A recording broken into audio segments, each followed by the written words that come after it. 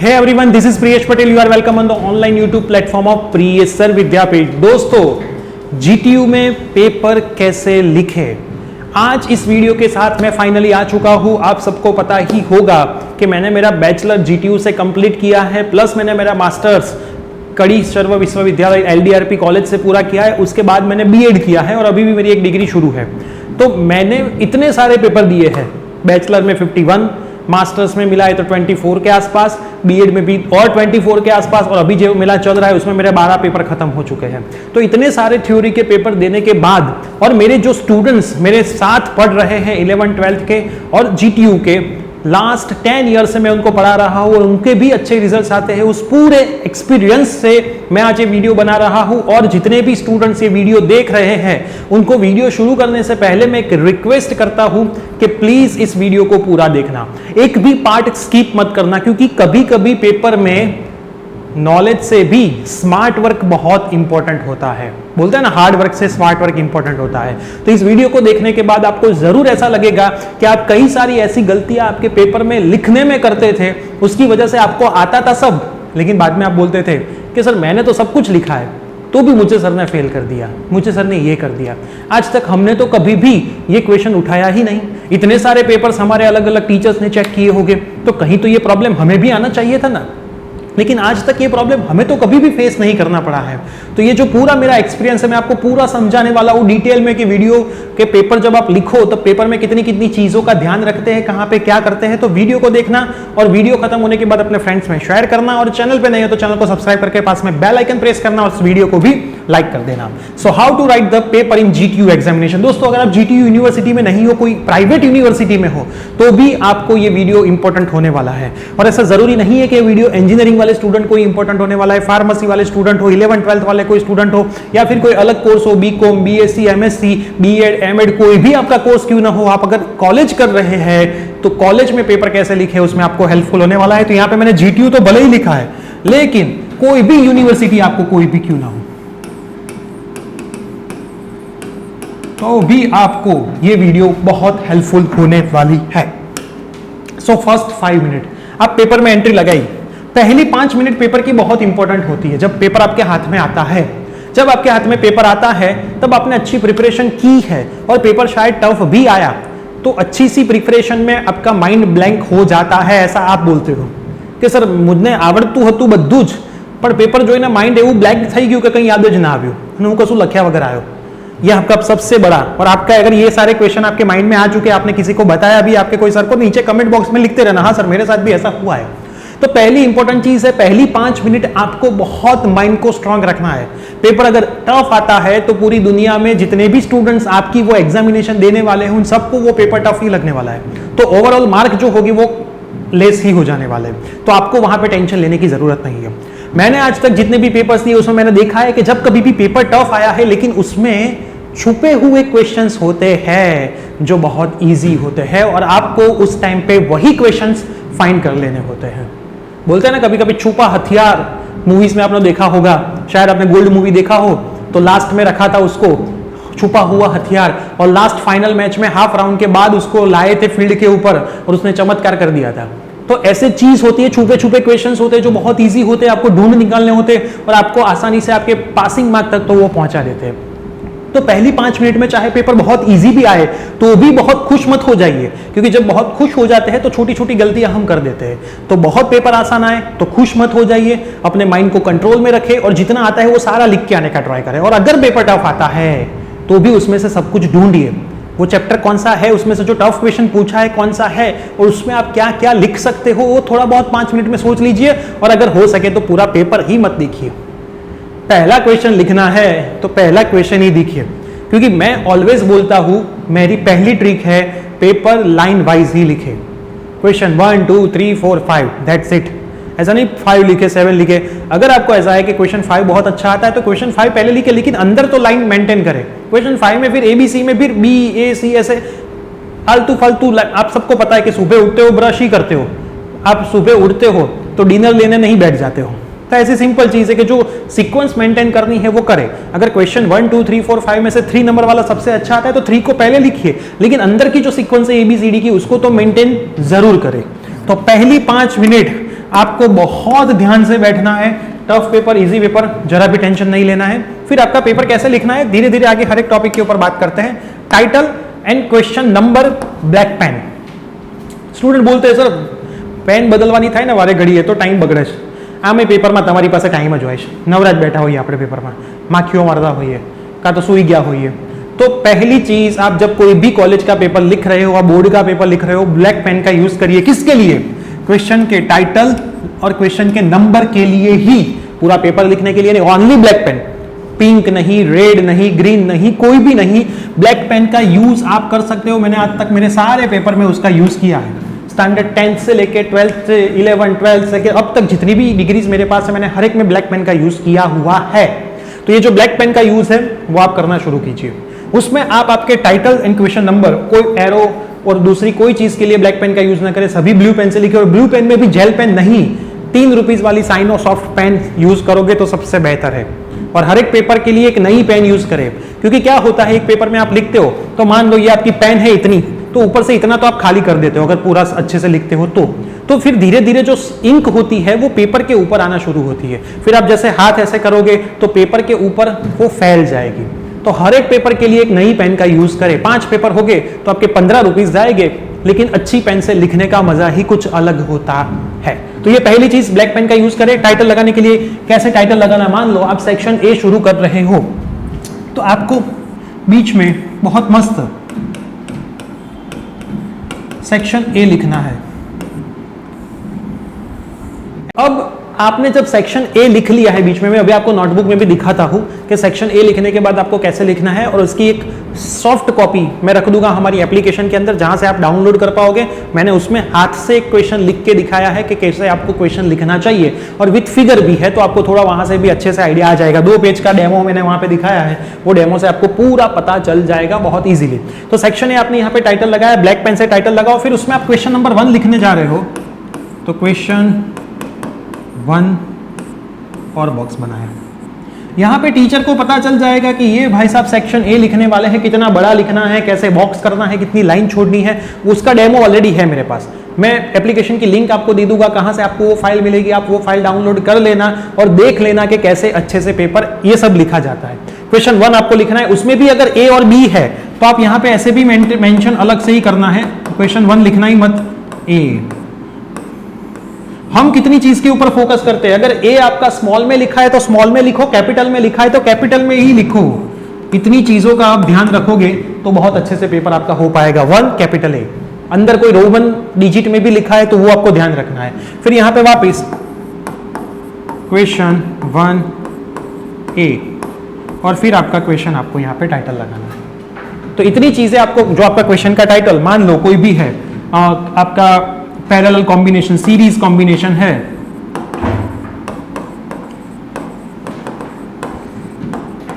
तो series combination short में लिखो। अगर पेपर में पूरा लिखा है कि सीरीज कॉम्बिनेशन, पूरा लिखे, सीरीज कॉम्बिनेशन लिखे, explain the series combination with figure, ऐसा लिखा है तो इतना लिखने की जरूरत नहीं, ओनली सीरीज कॉम्बिनेशन आप लिख लोगे तो देखने वाला समझ जाएगा कि सीरीज कॉम्बिनेशन ये भाई साहब ने यहां पे लिखा है। क्योंकि कभी कभी क्या होता है, क्वेश्चन 1A के और में भी क्वेश्चन 1A होता है, तब टीचर को कैसे पता चले आपने ऊपर वाला लिखा या नीचे वाला लिखा। तो ये टाइटल से टीचर को पता चल जाएगा कि आपने कौन सा क्वेश्चन यहाँ पे मेंशन किया है। तो इनमें बहुत इंपॉर्टेंट चीज है, आप ब्लैक पेन का यूज करें क्वेश्चन नंबर लिखने के लिए और टाइटल लिखने के लिए। क्वेश्चन नंबर सही लिखे, क्वेश्चन 1 जो आपने लिखा है उसमें क्वेश्चन 1 का ही आंसर होना चाहिए, क्वेश्चन 4 का आंसर ना आ जाए, बी का आंसर ना आ जाए, वो सारी चीजें आपको ध्यान में रखनी होती है। Next, figure. देखो जितने भी सब्जेक्ट्स फिगर वाले होते हैं, वो जितने भी सब्जेक्ट्स में फिगर आती है वो बहुत इंपॉर्टेंट सब्जेक्ट्स है, जिसमें आपको फिगर देख के ही मार्क मिल जाते हैं। फिगर अगर सही ड्रॉ की है, जैसे कि मैं मान लो इंजीनियरिंग की बात करूं तो एलिमेंट ऑफ मैकेनिकल इंजीनियरिंग है, उसमें फिगर ही आती है। अगर आप बॉयलर्स और सबकी अच्छी सी फिगर बना देते हो पेंसिल से, फिगर का जब आप ड्रॉ करो तब पेंसिल, स्केल, वो सभी चीजों का इस्तेमाल करें। हाथ से फिगर मत बनाए, पेन से फिगर मत बनाए, कंपलसरी यहां पे आपको पेंसिल और स्केल का यूज करना ही करना है, उसका यूज करना ही करना है। दूसरी चीज, अगर आपने यहां पे फिगर ड्रॉ की है, बहुत सारे स्टूडेंट ऐसे होते हैं कि अगर ये पेज है आपका तो यहाँ पे फिगर ड्रॉ की तो यहाँ पे लिखते हैं, या फिर फिगर को यहाँ पे लिख के यहाँ पे लिखना शुरू कर देते हैं। ऐसे कभी मत लिखो। जिस पेज में फिगर अगर आपने ड्रॉ की है तो वहां पे वो फिगर, नीचे उसका नाम जो भी फिगर का है वो उसको स्क्वायर ब्रैकेट करो, दैट्स इट। अगर फिगर आपने ये तो आपने वर्टिकली ड्रॉ की, अगर हॉरिजॉन्टली फिगर आपने ड्रॉ की होती तो यहां पे नीचे आपको फिगर करके नाम लिखना है। उसका रीजन है, सर को पता चलेगा कि उसने ऐसी फिगर ड्रॉ की या सीधी फिगर ड्रॉ की। अब फिगर में जब आप नोटेशन करोगे, गुजराती में बोलते हैं नाम निर्देशन, तो ऐसे नोटेशन होते हैं। सीधी लाइन कभी होती नहीं, एक लाइन सीधी एक टेढ़ी, एक सीधी एक टेढ़ी, तो ये आपको बहुत ध्यान रखना है। फिगर मस्त पेंसिल से ड्रॉ की होगी, पूरे नाम जितने भी है बुक में दिए उतने लिखने के ट्राई किए होंगे, और जिस पेज में फिगर है उस पेज में और कुछ चीजें मत लिखे, नीचे फिगर और ऊपर अगर आपको बहुत बहुत इच्छा है तो फिगर का टाइटल लगा दे, दैट्स इट। उसके पास में नीचे ऊपर हो सके तब तक लिखने का ट्राई न करें। तो फिगर बहुत इंपॉर्टेंट चीज है 7 मार्क के क्वेश्चंस के लिए। 7 मार्क्स के क्वेश्चन में आपको 6 या 7 मार्क तभी मिलते हैं जब आपकी फिगर बहुत अच्छी होती है। जब आप फिजिक्स का पेपर लिखते हो तो फिजिक्स पेपर में भी अगर फिगर में गलती होती है तो आपको वहां पे मार्क थ्योरी के भी नहीं मिलते। वो बहुत इंपॉर्टेंट चीज है। फिगर अगर गलत है, नीचे थ्योरी कुछ भी लिखी है तो भी आप वहां पे मार्क नहीं मिलेंगे, इसलिए आप फेल होते हो। नेक्स्ट, पॉइंट वाइज लिखे। बहुत सारे स्टूडेंट का होता है कि पैराग्राफ वाइज लिखते हैं, पूरे पैराग्राफ में ही लिखा होता है। कभी पैराग्राफ मत लिखे, पॉइंट वाइज पेपर लिखे। मान लो ये आपका ऐसे लाइन ड्रॉ की है तो इसमें आपको पॉइंट वाइज ही लिखना है पूरा पेपर। पूरा पेपर आपको पॉइंट वाइज ही लिखना है। मतलब समझो, यहां पे ऐसे छोटा सा एरो करो, जो भी आपको लिखना है वो लिख लिया आपने, यहां पे खत्म हुआ। एक लाइन को छोड़ो, लिखा, यहां पे खत्म हुआ, मान लो डॉट किया, इसकी बाद वाली लाइन को छोड़ा, ऐसे ही पॉइंट वाइज लिखे। एक पॉइंट के बाद एक लाइन ऑलवेज ब्लैंक छोड़े। देखो 7 मार्क का क्वेश्चन जब होता है तब 7 मार्क के क्वेश्चन में मिनिमम आपके 4 to 5 पेजेस होने जरूरी है। बहुत लोग बोलते हैं 3 पेजेस इनफ है, लेकिन 4 तो मिनिमम होने ही चाहिए। 4 मार्क का अगर क्वेश्चन है तो उसमें आपके 3 पेज तो कंपलसरी होने ही चाहिए, और 3 मार्क का क्वेश्चन है तो उसमें आपको 2 पेज तो कंपलसरी। तो 2 पेज मैं कैसे बोल रहा हूं, ये मैंने कैसे बोला है, कैसे लाइन बाय लाइन एक एक पॉइंट वहां पे गैप छोड़े तो दिखने वाले को बहुत अच्छा दिखेगा। जब आप वो डेमो देखोगे ना तो उसमें भी आपको ऐसे ही पॉइंट वाइज लिखा मिलेगा, तो आपको देखने में मजा आएगा कि कितना मस्त लिखा है। अब लिखने में भी 2-4 चीजों का आपको ध्यान रखना है। देखो, जब आपकी सप्लीमेंट्री आपके पास आएगी, आई होप आपको दिख रहा होगा कि यहाँ पे आपका सप्लीमेंट्री का सब डेटा लिखना होता है। पीछे जब आप देखोगे तो यहाँ पे ऊपर एक बारकोड का ब्लैक कलर होता है, नीचे लिखा है कि स्टार्ट राइटिंग फ्रॉम हियर, અહીંથી લખવાનું शुरू करो। 4-5 लाइन आपके लिए देते हैं, वहां से कभी लिखना शुरू मत करना, वहां से कभी लिखना शुरू मत करना, यहाँ पे से ही शुरू करना। आपका राइट पेज ही आएगा सप्लीमेंट्री में, फाइनल चीज ही है। अब हर एक सप्लीमेंट्री में आप देखोगे ना तो यहाँ पे आपको एक लाइन दिखेगी। जब सप्लीमेंट्री आपको मिलती है तब आप आपके आसपास के स्टूडेंट को देखोगे, तब आपको पता लगेगा कि बहुत सारे स्टूडेंट स्केल लेके यहाँ पे लाइन ड्रॉ करना शुरू करते हैं हर एक जगह पे। पीछे जब पेज होगा तब यहाँ पे अंदर की और यहाँ पे हर एक जगह पे पेज में लाइन ड्रॉ करना शुरू कर देते हैं। ऐसा कुछ करने की जरूरत नहीं है, ऑलरेडी पीछे के पेज की एक लाइन आपको यहाँ पे दिख ही रही होगी। सेम टू सेम आप इस पेज में जाओगे, इस पेज में देखो एक लाइन आपको दिख ही रही होगी पीछे के पेज वाली, तो ये आपकी बाउंड्री है, इसके अंदर नहीं जाना है। ध्यान रखे, ध्यान से सुने, मैंने जब लिखा होगा तब मैंने भी बीच में ही लिखा होगा। यहाँ पे जो लाइन है उसके अंदर कुछ भी मत लिखे, यहाँ पे जो एक लाइन है उसके अंदर कुछ भी मत जाने दे, क्योंकि जब आप थ्रेड से बांधते हैं तब ऐसे हो जाता है। तो ये चीजों का ध्यान रखे, इसके अंदर मत लिखे, इसके अंदर मत लिखे। ऊपर से 2 लाइन छोड़े, ऊपर से 2 लाइन छोड़े, नीचे से 2 लाइन छोड़े, नीचे से 2 लाइन छोड़े। यहाँ पे जो ये लाइन होती है तब मैंने हाशियो कहता सो, उसके अंदर मार्जिन के अंदर ओनली क्वेश्चन नंबर एंड ये पैराग्राफ ही, ये जो एरो है वही होने चाहिए। क्वेश्चन नंबर जो भी हो आपका वो और एरो ही होने चाहिए। क्वेश्चन नंबर के ऊपर जब आप लिखो तब पूरा बॉक्स बनाओ, सर के ध्यान में दिखना चाहिए। इतनी चीजों का याद रखें। नया सेक्शन ऑलवेज न्यू पेज से ही लिखे। क्या सुने, सेक्शन ए, सेक्शन बी, या फिर नया क्वेश्चन है, अगर 7 क्वेश्चन जीटीयू में आते हैं, आपके यूनिवर्सिटी में 5 आते हैं, तो क्वेश्चन 1 लिखा पूरा ABCD लिख लिया, फिर क्वेश्चन 2 नए पेज से ही लिखे। Always start from new page. दूसरी चीज, जब आप क्वेश्चन 1 के अंदर ABC 3 क्वेश्चन के आंसर लिखते हैं तो उसको न्यू पेज पे लिखने की जरूरत नहीं है। लेकिन अगर आपका क्वेश्चन 1 का A लिखा यहां पे खत्म हो रहा है तो यहां से क्वेश्चन B शुरू मत कीजिए कभी। बहुत सारे स्टूडेंट ऐसे होते हैं, 4 लाइन बची हो तो वहां से B शुरू करते हैं, क्वेश्चन टाइटल यहां पे लिखा होता है, आंसर यहां से, तो फिर यहां से क्यों शुरू नहीं करते? समझे लॉजिक की बात? तो फिर यहां से ही शुरू करें। उतनी चीजों में बहुत ध्यान रखें। सेक्शन में अंदर जो सब पार्ट होते हैं क्वेश्चन 1 के अंदर, मैं ऐसा नहीं बोलता कि उसको भी नए पेज से लिखे, लेकिन बहुत कम जगह है तो फिर नए पेज से लिखना बहुत जरूरी है, और उसमें भी टाइटल प्रॉपर लगाए। और अगर यहां पे खत्म हुआ है तो तुरंत 2 लाइन में शुरू मत कीजिए, 3-4 लाइन का गैप छोड़े और बीच में बड़ा सा टाइटल लगाए। डेमो में मैंने दिखाया है, कैसे टाइटल लगाना है। डेमो में मस्त टाइटल, क्योंकि फटाफट से पेपर चेक होता है, सर को पता भी नहीं चलता है क्वेश्चन 2 शुरू हो गया। बहुत सारे स्टूडेंट यहाँ पे बीच में क्वेश्चन 2 का टाइटल ही नहीं लगा दिया, से छोटा सा क्वेश्चन 2 लिख के शुरू करना शुरू कर दिया। तो ऐसा मत कीजिए, बहुत स्पीड में पेपर चेक होते हैं, सर को पता चलना चाहिए। 3-4 लाइन छोड़ी होगी तो पता लगेगा कि कुछ नया क्वेश्चन शुरू हुआ है। तो इस बाउंड्री के अंदर ही काम करें, क्योंकि लास्ट में जब स्टेपलर करोगे तब बहुत काम में आएगा। अब नेक्स्ट, एक भी क्वेश्चन लीव ना करें। पेपर में जितने नंबर का पेपर है, अगर 70 मार्क का आपका पेपर है या फिर 100 मार्क का आपका पेपर है, तो पूरा अटेम्प्ट करके आना है। ऐसा नहीं कि पेपर में ना पूछे गए सवाल लिख के आए, मैं ऐसा कभी नहीं बोलता हूं। पेपर में दिए गए सवाल ही, लेकिन उस चैप्टर के रिलेटेड उसमें से थोड़ा बहुत तो कुछ ना कुछ तो आपको पता होगा ना, वो कुछ लिख के आए, लेकिन पूरा पेपर अटेम्प्ट करे। जब से आपने ट्राई करना शुरू कर दिया, बहुत सारे स्टूडेंट ऐसा बोलते हैं कि सर मुझे 20 मार्क का आता था, मैं 20 का ही लिख के आया, फिर कौन पास करेगा। मैं 30 मार्क का आता था सर, बाकी के 40 मार्क में मुझे श्योर नहीं था कि यही आएगा, या फिर थोड़ा बहुत ही आता था 1-1 मार्क का, तो मैं लिख के नहीं आया। पूरा पेपर लिखो, सारे क्वेश्चन आपने लिखे होने चाहिए, एक भी क्वेश्चन छोड़ा नहीं होना चाहिए। तो पूरा पेपर जब से आप लिखना शुरू कर दोगे तो फेल होने के चांसेस ओनली एंड ओनली 5% हो जाएंगे। मार्क की बात नहीं कर रहा हूं, फेल होने की बात कर रहा हूं। तो वो चांसेस आपके बहुत वहां पे कम हो गए। तो पूरा पेपर अटेम्प्ट करें, एक भी क्वेश्चन लीव ना करे।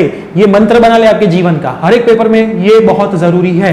और इसके लिए भी बहुत जरूरी है कि कई बार स्टूडेंट क्या करते हैं, क्वेश्चन नंबर 3 बहुत लिखना शुरू करते हैं और 4 और 5 में टाइम नहीं बचता,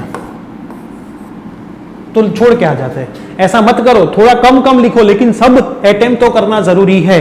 पेपर में अगर 5 क्वेश्चन पूछते जाते हैं तो सारे अटेम्प्ट करो। ऐसा नहीं कि पहले 3 जोरदार लिखो, ये तो छोड़ के ही आओ। जो छोड़ के आए उसके तो मार्क वैसे भी नहीं मिलने वाले, तो कुछ ना कुछ तो लिख के आओ। तो टाइम मैनेजमेंट भी यहाँ पे बहुत जरूरी है, कि आगे टॉपिक आएगा ही आएगा, टाइम मैनेजमेंट। आपको पता है कि आपको पेपर में टोटल 5 क्वेश्चन अटेंड करने हैं, तो घर से आपके जो 2.5 आवर मोस्ट प्रोबेबली पेपर के इतने ही होते हैं, मतलब 60 minute plus 60 minute plus 30 minute, 150 minute आपके पास होती है। 150 मिनट में से लास्ट 10 मिनट को आप माइनस कर दो, 140 मिनट का ऐसा टाइम मैनेजमेंट बनाओ आप घर से ही कि भाई क्वेश्चन नंबर 1 to 5 आप खत्म कर पाओ। मतलब 140 मिनट अगर आपके पास है, 5 क्वेश्चन आपको लिखने हैं, 5 क्वेश्चन आपको लिखने हैं, तो एक क्वेश्चन को आप 30 मिनट दोगे तो 10 मिनट कम पड़ेगी, तो आप 25 मिनट दे दो। 25 मिनट, 25 मिनट, 25 मिनट, 25 मिनट और 25 मिनट, तो टोटल 125 मिनट गई। थोड़ी बहुत प्लस माइनस चलती है, यहां पे हमने गैप रखा है। 25 की जगह पे 30 हो तो किसमें आप बैलेंस भी कर दो। ऐसा जरूरी नहीं कि 25 खत्म हुई बाकी छोड़ दो। प्रॉपर टाइम मैनेजमेंट में 25 मिनट में अगर आपको एबीसी लिखने हैं तो ऐसे ही जाओ कि भाई 3 मार्क का है तो इतने मिनट में खत्म होना चाहिए, इतने मिनट आपके पास घड़ी होनी चाहिए। अपनी खुद की वॉच आप लेके ही जाओ, और स्मार्ट वॉच लेके मत जाना, सिंपल वॉच लेके जाना। स्मार्ट वॉच पेपर में अलाउ नहीं है, उतनी चीज आपको याद रखनी है। टाइम मैनेजमेंट बहुत जरूरी है, क्योंकि सारे क्वेश्चन अटेम्प्ट करने के लिए प्रॉपर टाइम मैनेजमेंट होना ही चाहिए, वरना आप पूरा पेपर अटेम्प्ट यहां पे नहीं कर पाओगे। Clear everyone? सो दोस्तों यहाँ पे 25 जितने भी आपके क्वेश्चन है, आपका टाइम है, आपको पता है, उसको डिवाइड करो। लास्ट 10 मिनट को छोड़ो पूरा पेपर वापस देखने के लिए। कुछ कहीं पे छूटा है, कहीं पे एरो करना है, कुछ बाकी है, सप्लीमेंट्री स्टिच करनी है, उसके लिए मैंने बाकी रखे हैं। बाकी आपको पूरा पेपर का जो है उसमें से टाइम मैनेजमेंट प्रॉपर करना है, क्योंकि हर एक क्वेश्चन को अटेम्प्ट करके आना है। अगर ऐसा बचता है कि लास्ट 25 मिनट आपके पास बची है और लास्ट 25 मिनट में आपके पास क्वेश्चन नंबर 4 का भी एक बाकी है और क्वेश्चन नंबर 5 के ABC बाकी है, तो फिर लेंथ को कम कर दीजिए। आंसर की जो लेंथ होती है ना, उसको आप थोड़ा कम कर दीजिए। आप 4 पेज लिखते तो 3 पेज लिखे, 5 लिखते तो 4 लिखे, लेकिन अटेम्प्ट यहां तक सब कुछ करके आए 25 मिनट में, तो ही फायदा होगा। कि बहुत स्मार्ट गेम होती है पेपर में, 3 घंटे में या फिर 2.5 घंटे में आपको आपकी पूरी नॉलेज जो होती है उसका निचोड़ वहां पे देना होता है। उस टाइम अगर आप फेल हुए तो जिंदगी में फेल हो जाओगे। ये चीजें आपको बहुत ध्यान में रखनी है। एक एक सेकंड का भी यहाँ पे बहुत इंपॉर्टेंस होता है। सो वॉशरूम करके बैठे, पानी पी के बैठे, अपनी खुद की बोतल ले जाए, पानी पीने न जाना पड़े, वॉशरूम में भी आपकी 3-4 मिनट यहाँ पे वेस्ट हो सकती है। लास्ट 10 मिनट में आपको क्या करना है कि आपके जो क्वेश्चन पेपर है उसके साथ आपके आंसर्स जो है उसको मैच कर दीजिए। क्वेश्चन 1 में 1 ही लिखा है, ए में ए ही लिखा है, सारे टाइटल्स प्रॉपर लगाए हैं, आपको दिख रहे हैं टाइटल्स। स्टूडेंट ऐसे टाइटल लिखते हैं। इस मुझे भी यहाँ पे नहीं समझ में आ रहा है, आपको लगता होगा 2, 3, 4 लिखा, लेकिन ये देखो क्या लिखा है। तो प्रॉपर टाइटल होने चाहिए। प्रॉपर टाइटल मतलब सेंटर में क्वेश्चन 4, उसके ऊपर मस्त स्क्वायर ब्रैकेट, हो सके तो नीचे लाइन, यहाँ पे एक बार क्वेश्चन 4, क्वेश्चन का टाइटल, और फिर मस्त पॉइंट वाइज लिखा हो, बीच में एक लाइन छोड़ के, तो देखने वाला आपको अच्छे ही मार्क देगा। क्योंकि सभी सर सब कुछ नहीं पढ़ते। फिगर होती तो फिगर देख लेते हैं, थोड़ा बहुत ऊपर ऊपर से पढ़ लेते हैं। और आपको ध्यान रखना है जब आप ये पॉइंट लिख रहे हो तो आपके माइंड में उसके बाद वाला पॉइंट बंद ही रहना चाहिए। कई बार स्टूडेंट कुछ लिखते हैं फिर ऐसे ऐसे ऐसे करके रफ करते हैं, ऐसा कभी मत करो। अगर आपने कुछ गलत भी लिखा है पूरे पेज में तो पेंसिल से एक लाइन ड्रॉ कर दो, दैट्स इट। दूसरी करनी है तो ऐसे करो और तीसरी करनी है तो ऐसे करो, दैट्स इट। चौकड़ी बौकड़ी ये सब करना बंद करो। दूसरी चीज, कोई लाइन आपने पूरी गलत लिखी है तो उसको ऐसे स्क्वायर करके ऐसे सिंपल काट दो,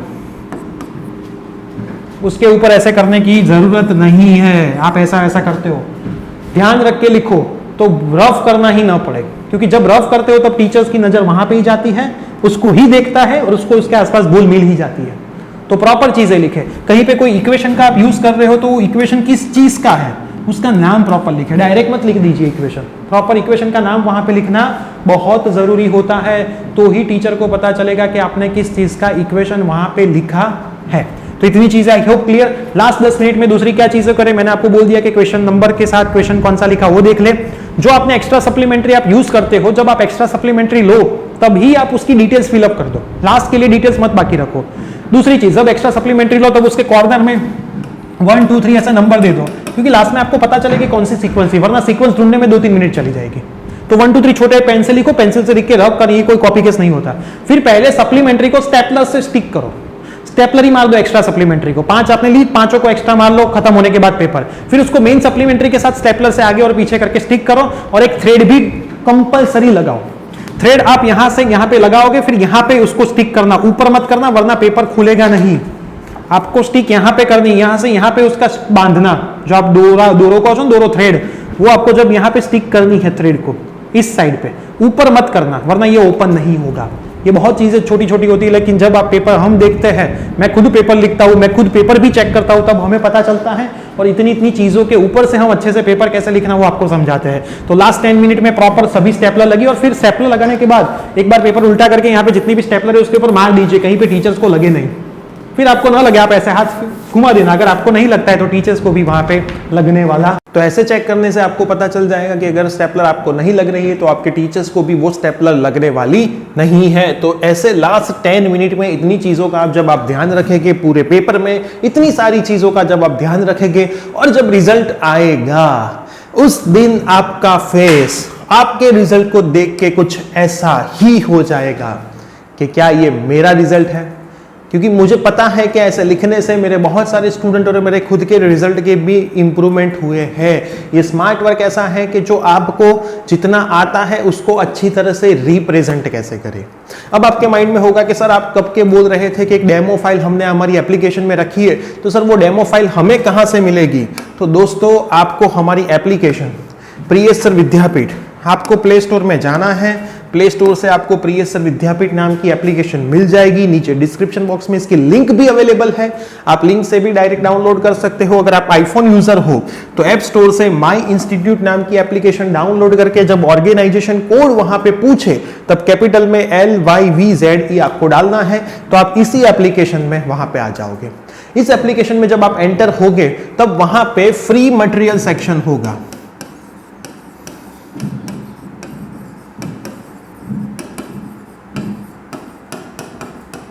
फ्री मटेरियल सेक्शन में आप जब जाओगे तब वहां पे आपको इसकी PDF फाइल मिल जाएगी। उस PDF फाइल को डाउनलोड करके चेक कर लेना कैसे पेपर लिखा जाता है।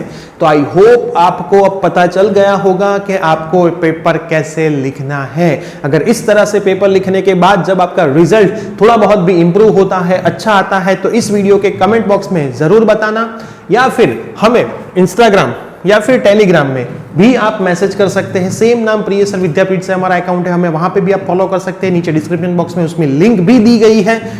तो ये सब जगह से आप कमेंट करोगे तो हमें पता चलेगा कि हमने दी गई मेथड आपने अप्लाई की है और आपके रिजल्ट्स में थोड़ा बहुत चेंज आया है। लेकिन दोस्तों एक चीज जरूर याद रखना, अगर किसी भी पेपर में आप फेल होते हो तो आप आपकी लाइफ में फेल नहीं हुए हो। ये एक लाइफ में हार और जीत एक लाइफ का एक पार्ट ही है। उस पार्ट में आप जब खेल रहे हो तब वहां पे आप हार भी सकते हो, जीत भी सकते हो, ऐसा कोई जरूरी नहीं है। तो कभी कोई सब्जेक्ट में चाहे 80 की 80 भी आ जाए तो उससे घबराना नहीं है। एटी केटी को प्यार से वापस एग्जाम देकर उसको पास करना है और अपनी लाइफ में आगे बढ़ना है। सो दोस्तों, मिलते हैं ऐसे कोई न्यू इन्फॉर्मेटिव वीडियो के साथ। वीडियो को लाइक करना ना भूलें, अपने जितने भी फ्रेंड सर्कल है सोशल मीडिया पे उसके साथ इस वीडियो को जरूर शेयर करें, और चैनल पे नए हैं तो सब्सक्राइब करके पास में बेल आइकन जरूर प्रेस करें। मिलते हैं कोई न्यू वीडियो में, till then bye bye, take care.